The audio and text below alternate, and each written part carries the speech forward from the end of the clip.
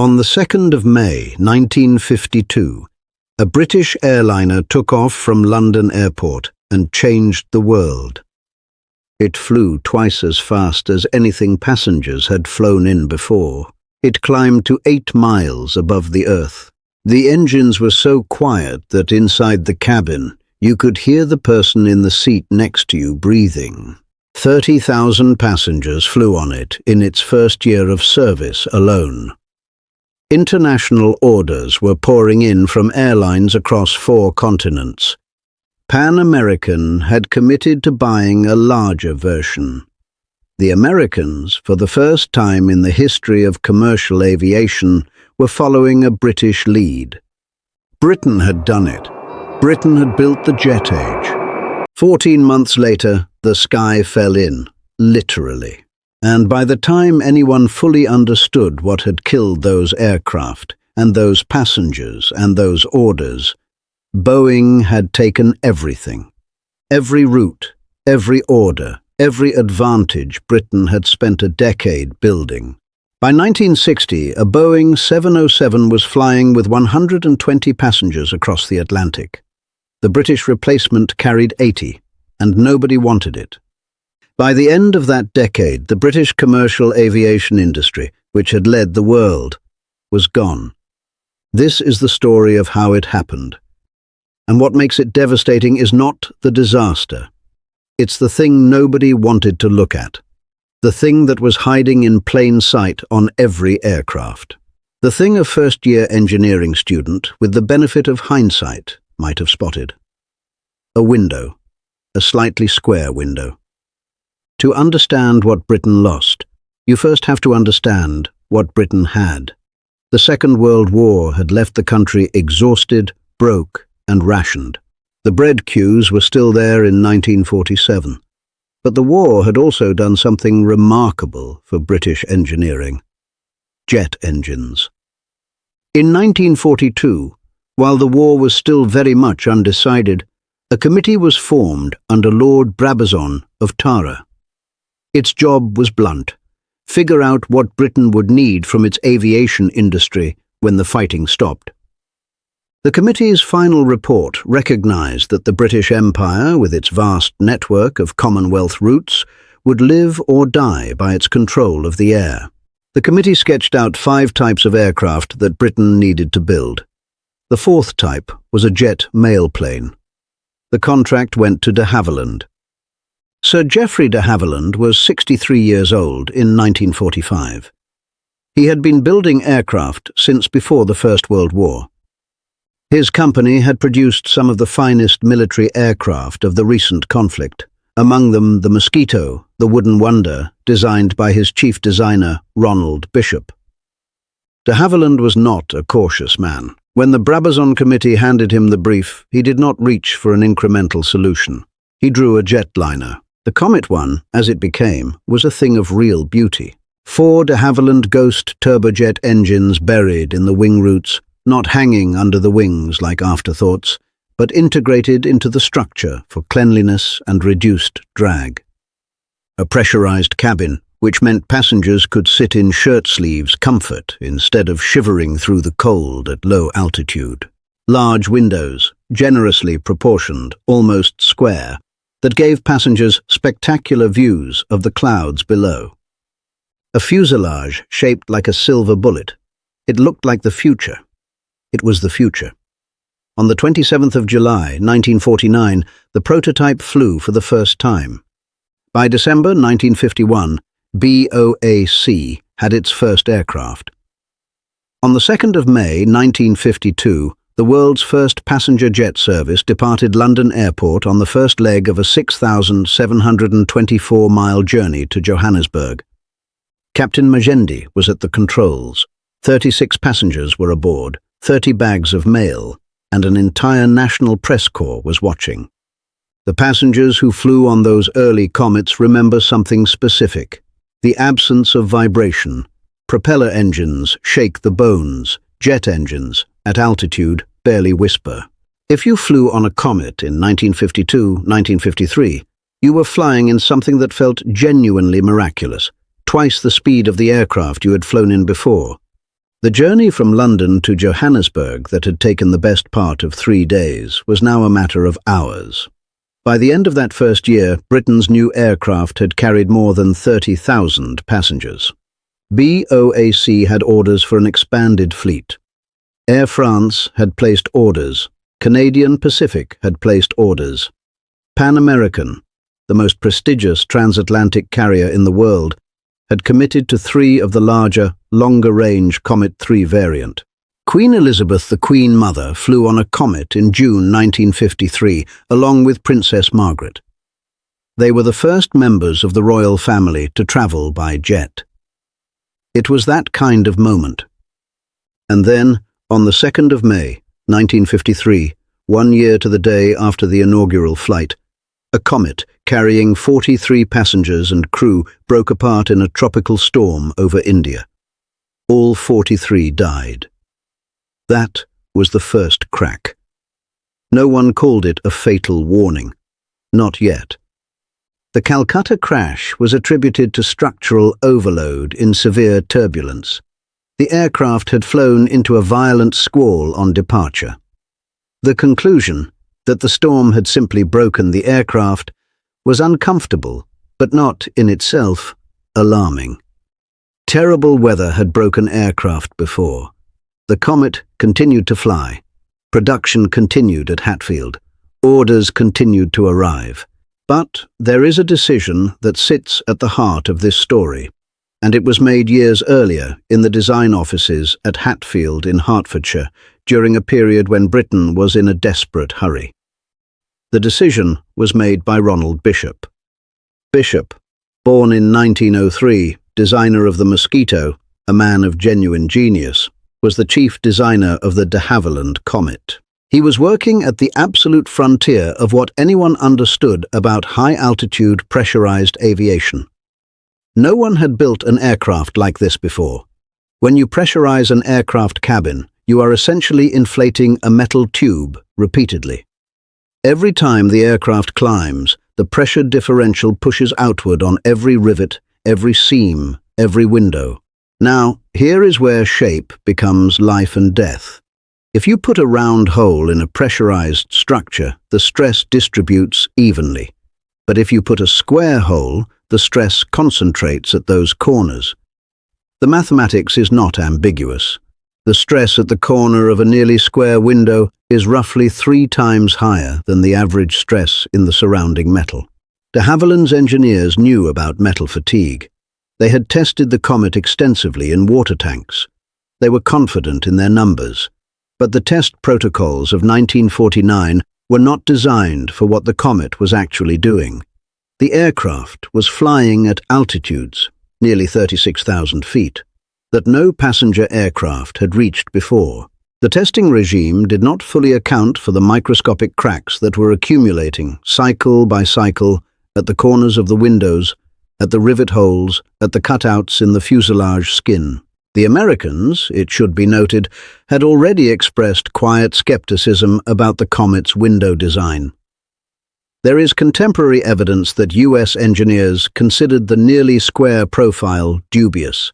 But the Americans were not building a commercial jetliner yet. They were watching. And in Seattle, they were learning.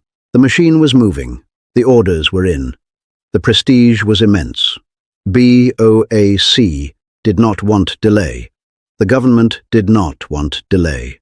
Britain was winning, and nobody wins by stopping to check. And it worked. The Comet flew. Passengers loved it. The orders came in, until they didn't. On the 10th of January, 1954, BOAC Flight 781 departed Rome's Ciampino Airport at 10:31 in the morning, bound for London. The aircraft was G-ALYP, the very first production Comet, the same aircraft that had flown the world's inaugural jet passenger service.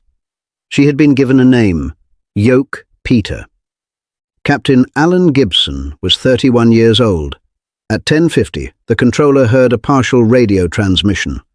3 words before the signal cut to silence in mid-sentence. All 35 people aboard were killed. Among them was Chester Wilmot, the prominent Australian journalist. 10 children. 15 days after being cleared to fly again, on the 8th of April 1954, G-ALYY, another BOAC Comet, departed Rome bound for Cairo. 21 dead. The aircraft had disintegrated over the sea near Naples. The fuselage had failed explosively. The certificate of airworthiness was revoked immediately.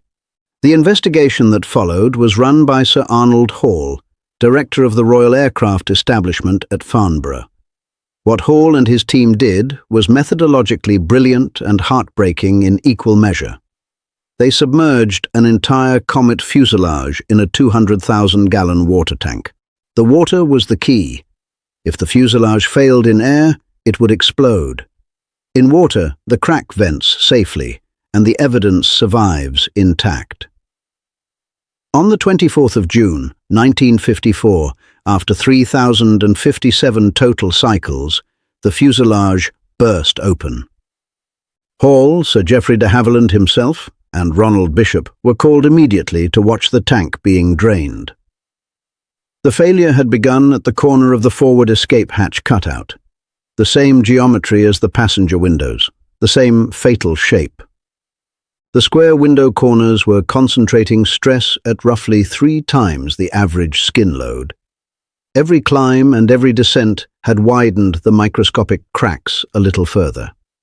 The fix, Sir Arnold Hall concluded, was straightforward, round the windows. Today, on every aircraft you have ever flown on, every single window is oval.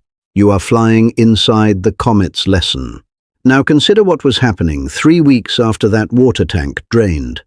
In Seattle, a company called Boeing was finishing a prototype.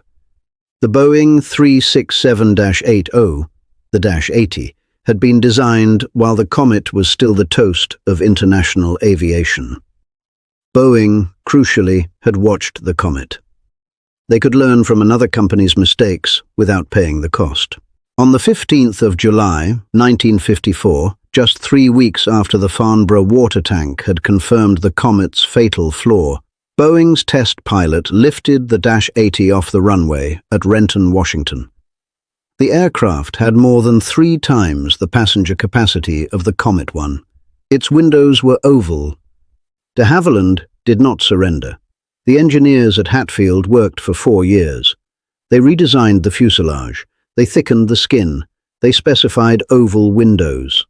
The result was the Comet 4, a genuinely capable aircraft. By 1957, it was ready for certification. Imagine you are running a corner shop. You discover that a batch of produce has made some customers ill. You pull everything off the shelves. You spend 2 years fixing the supply chain. When you reopen, you find a Tesco has moved in next door. And the Tesco has been open for 18 months already. That is what happened to de Havilland. On the 4th of October, 1958, BOAC inaugurated transatlantic jet service with the Comet 4, flying London to New York. It was the first jet transatlantic crossing with paying passengers. Britain got there first. Again. But this time, nobody particularly cared. Because 3 weeks later, Pan American World Airways began its Boeing 707 service from New York to Paris. The 707 carried 120 passengers non-stop. The Comet 4 had needed a fuel stop in Canada to reach New York. 80 passengers, 1 fuel stop, 3 weeks too late. The order floodgates opened for Boeing. Pan American, TWA, Qantas, Lufthansa, Sabena. The 707 orders came in waves. In total, 855 Boeing 707s were built. In the same period, de Havilland managed to sell 76 Comet 4s, 76 against 855. And BOAC, the British national carrier, the airline that had championed the Comet, placed an order for the Boeing 707. The British government's own airline bought American aircraft because they had no choice. Because the Comet 4 could not compete with what Boeing had built during the 4 years Hatfield had spent rebuilding. Building a competitive jetliner requires billions. Boeing's profits from the 707 funded the development of the 727, then the 737, then the 747. The money compounded. The knowledge compounded. The supply chains compounded. Britain, meanwhile, was consolidating. The independent manufacturers, de Havilland, Avro, Vickers, were absorbed into Hawker Siddeley and British Aircraft Corporation. By 1970, the question of whether Britain could sustain an independent industry had been answered in the negative. Britain would supply wings for Airbus. That was the future. Supplier, not architect. Every pressurization cycle was writing the aircraft's death warrant. Britain's lead was evaporating at 36,000 feet, and nobody could see it until it was too late. The human cost of the Comet disasters is sometimes presented in aggregate, as if that makes it easier to hold. 99 people died in the three fatal accidents of 1953 and 1954, 43 at Calcutta, 35 over Elba, 21 near Naples. But those numbers don't capture what it meant. 10 of the passengers on BOAC Flight 781 were children. Chester Wilmot, killed over Elba, had spent the previous decade documenting the liberation of Europe. Captain Alan Gibson was 31 years old. He had provided routine position reports all the way to 26,000 feet. The last thing the controller heard was a partial transmission, 3 words, and then silence. The families of those passengers lived with the knowledge that their loved ones had boarded a British aircraft, certified as airworthy by the British government, declared safe in public statements, and then died because a geometric choice had been made in an office in Hatfield that nobody had adequately stress-tested. There was no bomb, no pilot error, no weather, no sabotage. The aircraft killed its passengers because of the shape of its windows. Sir Arnold Hall's report from the Farnborough investigation was, in the language of engineering, precise and damning. The cause of the accident was structural failure of the pressure cabin brought about by fatigue. The square corners of the window apertures created stress concentrations that exceeded anything the original design calculations had predicted. The investigation also established something that changed every subsequent aircraft in history. Before the Comet, metal fatigue in pressurized fuselages was poorly understood. The Comet proved that repeated cycling could destroy a structure that looked perfectly sound. This is now called fatigue analysis, EAG. This is mandatory for every commercial aircraft certified anywhere in the world. The fail-safe design philosophy exists because of those 99 people. Every modern airliner you have ever flown on is safer because of what happened over Elba on the 10th of January, 1954. That is the darkest possible form of legacy. Who is responsible? The villain of this story is not one man. It is a system of institutions and incentives that prioritized speed over rigor in a domain where speed over rigor means people fall out of the sky. And Boeing won. Not because Boeing was smarter. Boeing won because the Comet's 4 years of grounding gave them the time they needed to build a larger, safer aircraft from scratch. Boeing watched Britain fail, learned Britain's lesson, and charged Britain for the tuition. In the 1960s, the British commercial aviation industry was absorbed and consolidated and eventually reduced to a role of supplying wings to an Airbus consortium. Britain makes the wings, Europe assembles the planes, America sells the alternatives. That is the world the Comet built. The strategic knowledge of how to build and certify a complete civil aircraft will eventually disappear from the British engineering base entirely. It is already fading. The people who understood the full system are mostly retired or dead. The institutional memory is dispersing. The last de Havilland Comet 4 in service was flown out of Gatwick Airport in November 1980 by Dan Air. She was old. She was underpowered. The Boeing 747 had been flying for 11 years, the Concorde for 4. Nobody filmed it. And that, in its way, is the most honest epitaph the Comet could have. It entered service in front of crowds and cameras. It left in the early morning quietly, without ceremony, on a charter to somewhere nobody remembers. The rounded windows of every aircraft in that Gatwick terminal, every one of them existed because of what the comet had taught the world. That, at least, is something. For this channel, I'm your narrator. Britain built the future. Then it ran out of runway before the future took off, which, if you've spent any time at Heathrow Terminal 5, is a metaphor so apt it almost sounds designed.